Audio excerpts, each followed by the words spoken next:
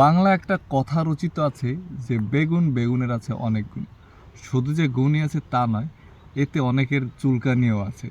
যাই হোক, আমার পাশে যে গাছটি দেখতে পাচ্ছেন, শুধু এখানে একটি গাছ নেই, এরকমের অনেক গাছ আছে যেগুলো প্রতিটিতে 3 কেজি 4 কেজি করে বেগুন আছে। এক একটা বেগুনের সাইজ আপনারা ইতিমধ্যে দেখতে পাচ্ছেন, বিশাল বিশাল।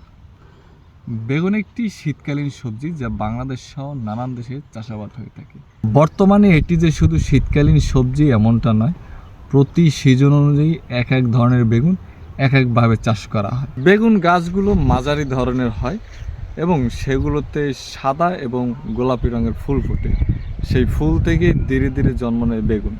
বেগুনে রয়েছে ভিটামিন বি, সি, ফাইবার ও অ্যান্টিঅক্সিডেন্ট, যা শরীরের জন্য উপকারী। এটি হজমেও সাহায্য করে এবং হৃদযন্ত্র ভালো রাখে। বেগুন চাষের জন্য প্রয়োজন উর্বর মাটি, পর্যাপ্ত রোদ এবং নিয়মিত পানি। সঠিক যত্ন নিলে একটি গাছ আপনাকে অনেক ফসল দিতে পারে। বলা যায় বেগুন শুধু সুস্বাদুই নয়, পুষ্টিগুণেও ভরপুর। আমাদের ভিডিওটি যদি ভালো লেগে থাকে অবশ্যই লাইক, কমেন্ট এবং শেয়ার করতে ভুলবেন না। ধন্যবাদ।